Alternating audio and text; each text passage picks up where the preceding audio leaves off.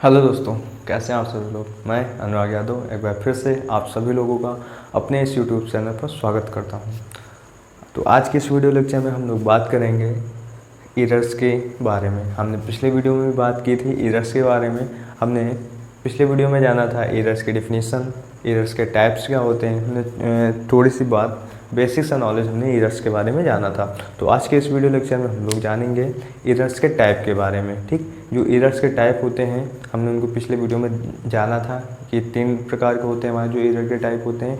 आज हम उन तीनों टाइप के जो भी इस वीडियो में हो पाएगा लगभग एक, शायद आज कौन सा हमारा होगा डिटरमिनेट एरर। आज के इस वीडियो लेक्चर में हम लोग डिटरमिनेंट एरर के बारे में जानेंगे कि क्या होता है डिटरमिनेंट एरर्स।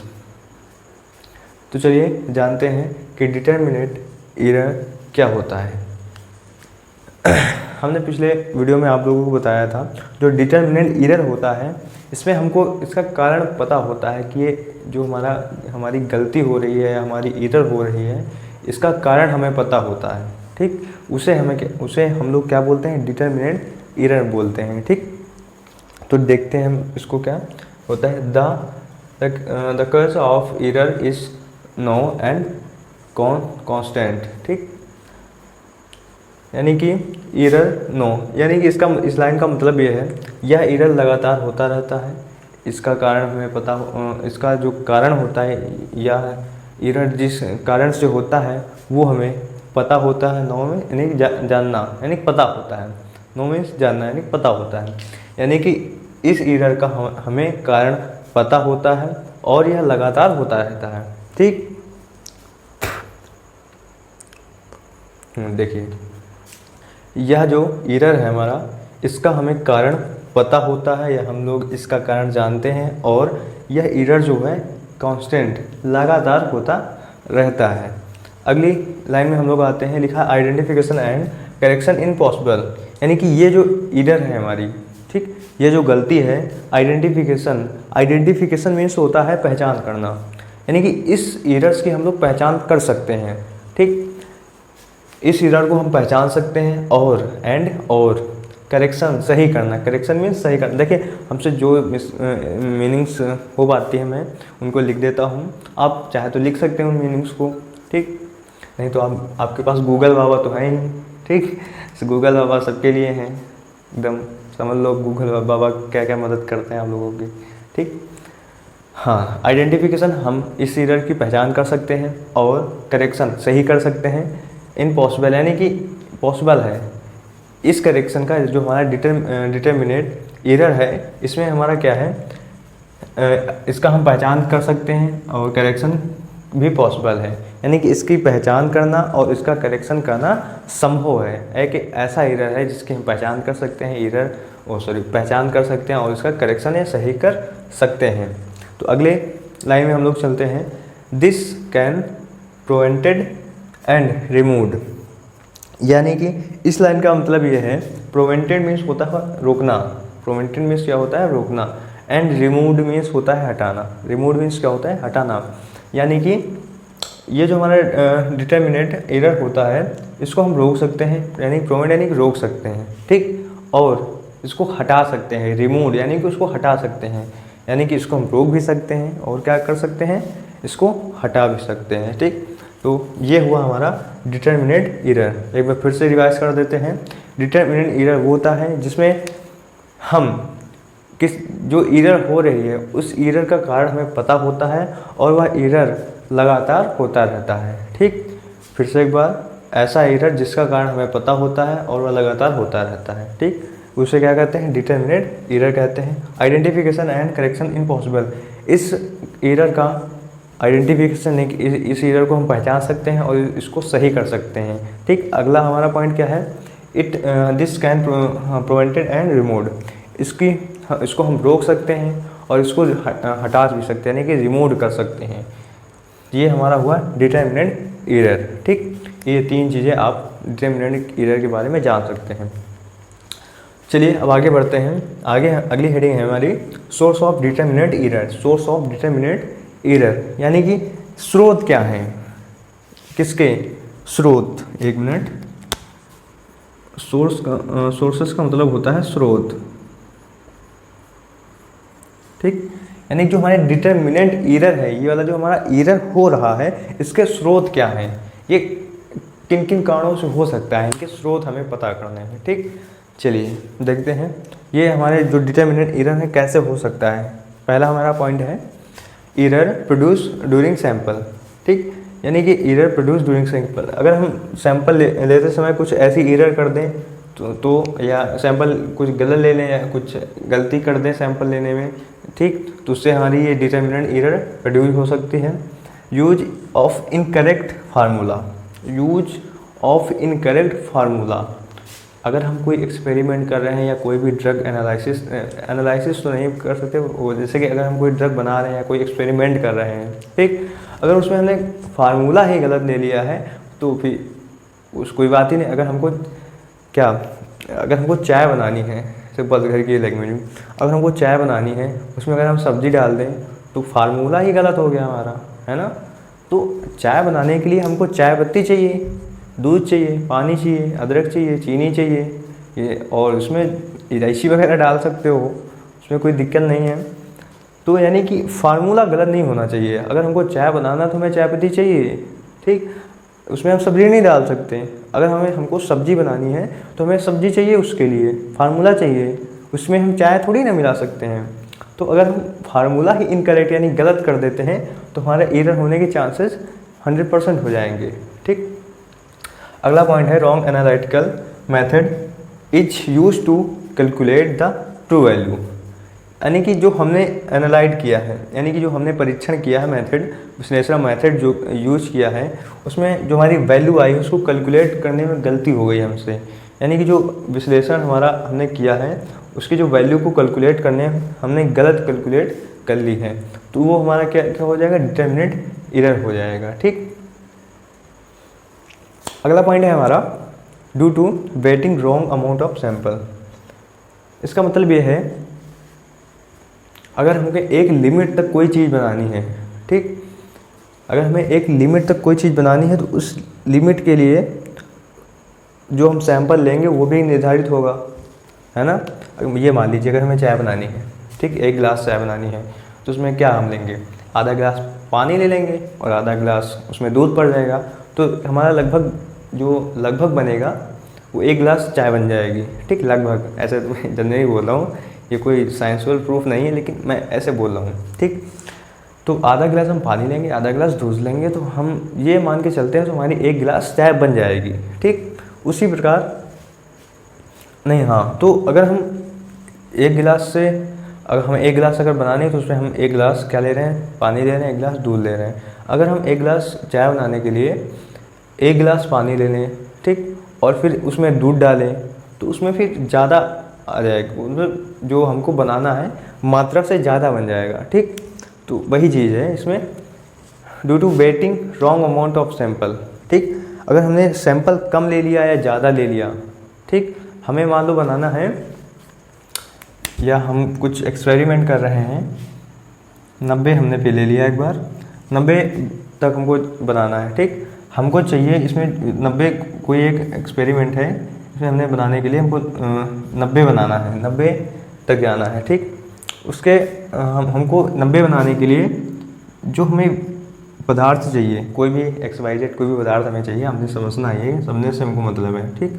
हमें 90 बनाने के लिए समझ लीजिए 20 ml चाहिए, 90 ml बनाने के लिए 20 ml हमें चाहिए, ठीक, 20 ml चाहिए। अगर हम 20 ml ले रहे हैं तो 90 ml जा रहे हैं, ठीक। अगर हम ऐसा ना करके 20 ml की जगह पर क्या पता हो जाए कुछ ऐसा ले लें हम, समझ रहे हो बात, बिल्कुल गलती हो सकती है भाई साहब। अगर हम नापेंगे उसमें एग्जैक्ट नहीं आती, उसमें एरर पक्का हो जाएगी, वो हमें पता भी होगी और लगातार होती रहेगी। अरे आप भी कभी पानी लेने जाएंगे गिलास में, तो अगर आपसे कोई का पूरा गिलास भर के लाना है, 1 भी मिलीलीटर इसमें गिरना नहीं चाहिए, तो ऐसा नहीं हो सकता, उसमें गिरेगा ज़रूर, एरर आएगी ज़रूर उसमें, ठीक। तो उसी प्रकार हम अगर सैंपल लेने भी जाएंगे तो उसमें थोड़ी सी एरर आ जाएगी। अगर हमको चाहिए 20 ml, तो 20 ml तुम लोगे, उसमें बीकर में अगर डालोगे भी 20 ml तो उसमें शायद क्या पता 20 ml ना हो, हाँ कितना हो जाएगा, हाँ 19.9 हो जाए, या उसमें हमारा थोड़ा सा 21.1 हो जाए, तो इसकी कोई दिक्कत तो है नहीं, मतलब हो सकता है ये, ज़रूरी नहीं हमको 20 ही मिल जाए, एरर आ सकती है, संभव है, बिल्कुल संभव है। ठीक ऐसा ही होता है, अगर हम पानी लेने जा रहे हैं तो हम पानी एक गिलास पूरा एकदम प्योर नहीं ले सकते। दूध भी 1 लीटर लेने जा रहे हैं, हम दूध वाले से एक दूध लेते भी हैं 1 लीटर, तो वो हमें 1 लीटर दूध नहीं देता है, उसमें कुछ तो एरर आई जाती है ना। वो 1 लीटर ऐसे भर के डालेगा, तो जब भर के डालेगा ना, तो थोड़ा सा पानी, थोड़ा सा दूध होगा पहले ही गिर जाएगा, वो फिर डालेगा वो, तो 1 लीटर दूध नहीं, उसमें 1 लीटर की मात्रा से थोड़ा कम हो जाता है दूध। ठीक, तो वही चीज़ है। तो इसमें हम जो वेट करते हैं अमाउंट को, जो हमारा सैंपल होता है उसको जब हम वेट करते हैं, तो क्या पता कुछ कम ज़्यादा हो जाए, तो उससे एरर्स आ सकती हैं। अगला हमारा है sensor not adjusted properly, sensor not adjusted properly. अब देखिए, अगर हम लैब में, आप लोगों ने लैब, हाँ लैब तो जरूर करते होंगे ना कॉलेज में। जो लैब होती है हम लोगों की, हम लोग उसमें अगर कोई भी सोल्यूशन बना रहे हैं, कुछ भी एक्सपेरिमेंट करने जा रहे हैं, कोई भी ऐसे कंपाउंड की ज़रूरत पड़ गई है, तो हम लोग उसको वेट करते हैं। ठीक, कॉलेज में वेट वो वाले तराजू होते हैं डिजिटल वाले, ठीक, उसमें हम लोग वेट उसका नापते हैं। तो ऐसा उसमें जो डिजिटल वाले होते हैं उसमें लगा होता है सेंसर। ठीक, अब उसमें हम रख करके वेट करेंगे। ठीक, तो ठीक है वेट कर लेंगे, उसमें कोई दिक्कत नहीं, लेकिन दिक्कत तब आती है जैसे कि हवा चल रही है, पंखे चल रही हैं। ठीक, तो जो पंखे चल रहे हैं ना, तो जो एयर आ रही है, तो एयर का भी वो जो वेट है, उस जो तराजू है डिजिटल वाला, ठीक, उस सेंसर के थ्रू थोड़ा सा दाब मारता है। ठीक, तो जो एयर का भी दाब है उस पर कैलकुलेट हो जाता है, तो जो कैलकुलेट हम जो, तो जिससे हमारा जो सैंपल होगा वो कम ज़्यादा हो जाएगा। ठीक, तो इससे हमारा क्या हो जाए, डिटर्मिनेंट एरर्स आ सकती हैं। जैसे कि देखिए, आप लोग कभी वहाँ तो गए होंगे ज्वेलर्स की दुकान में। ठीक, ज्वेलर्स की दुकान में, वैसे मेरे यहाँ भी ज्वेलर्स की दुकान है। ठीक, तो मैं बता दे रहा हूँ ऐसे, ये समझ लीजिए,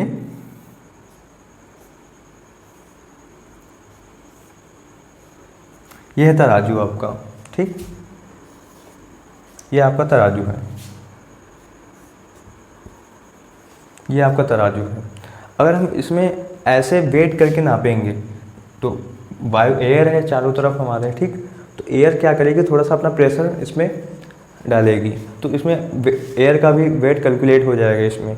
ठीक, तो एयर का वेट भी कैलकुलेट हो जाएगा, जो हमारा सैंपल होगा उसकी जो क्वांटिटी होगी वो ज़्यादा हो सकती है, कम हो सकती है, कुछ भी हो सकता है। ठीक, तो इसके लिए ऐसा ना करने के लिए जो हमारे ज्वेलर्स के मालिक होते हैं, दुकानदार होते हैं, वहाँ पे सोने को नापा जाता है, चांदी को नापा जाता है। अगर थोड़ा सा भी इधर उधर हुआ तो बहुत नुकसान हो सकता है। ठीक है, देखिए सोना चांदी महंगी चीज़ें हैं, इनमें अगर 1 ग्राम का भी फ़र्क हुआ तो बहुत ज़्यादा घाटा लगता है। ठीक, ये मैं समझ सकता हूँ, तो अभी शायद आप लोग ना समझें, तो इसमें काफ़ी घाटा लगता है।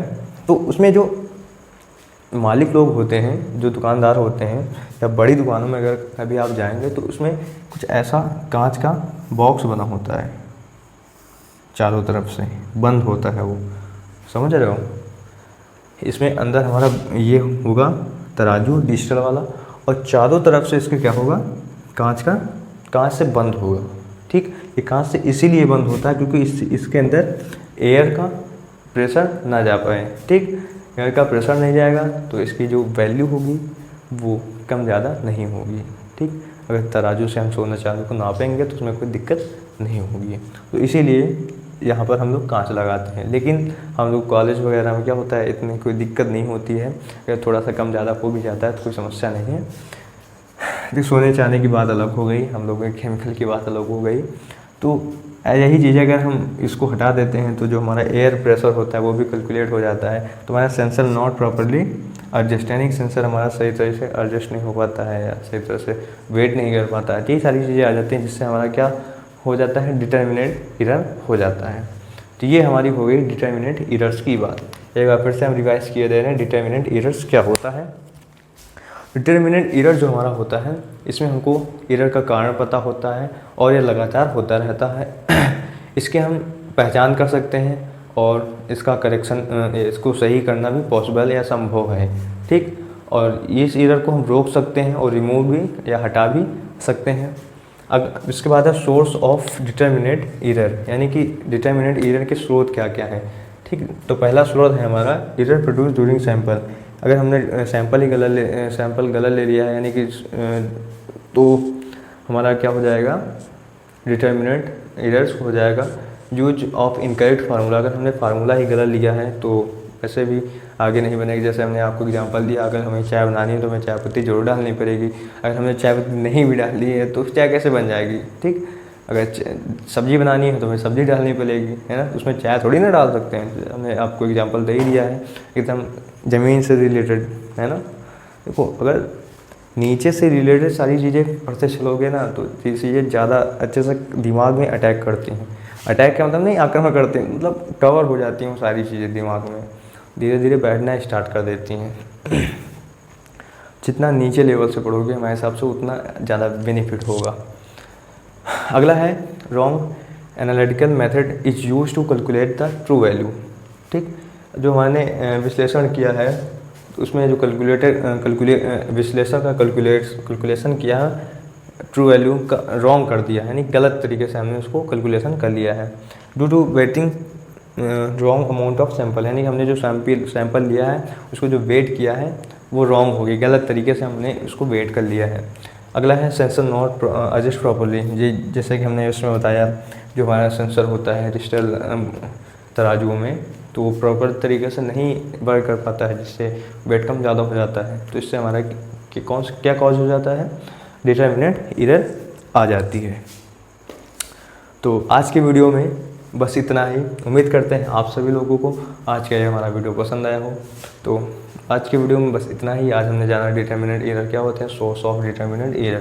तो अगले वीडियो में हम लोग बात करेंगे जो हमारा रैंडम एरर था। ठीक, हमने किसके बारे में बात कर ली, डिटर्मिनेंट एरर के बारे में बात कर लिया। अब हमने अगले वीडियो लेक्चर में हम लोग बात करेंगे रैंडम एरर्स के बारे में और सोर्स ऑफ रैंडम एरर्स के बारे में। ठीक, रैंडम एरर्स क्या होता है और इनके कारण यानी कि इनके सोर्स क्या होते हैं रैंडम एरर्स के। ठीक, इन सारी बातों को अगले वीडियो लेक्चर में हम लोग जानेंगे। तो आज के वीडियो में बस इतना ही, मिलेंगे अगले वीडियो में रैंडम एरर को लेकर के। तो तब तक के लिए ओके बाय। और जो लोग नए हैं मेरे इस चैनल पे सब्सक्राइब करना ना भूलें, दोस्तों के साथ अपना शेयर करना ना भूलें। जो भी क्वेरी रहती है आप कमेंट सेक्शन में पूछ सकते हैं, मैं उसका जवाब जरूर दूंगा। तो चलते हैं, फिर मिलते हैं अगले वीडियो में। तब तक के लिए ओके, सी या, बाय बाय।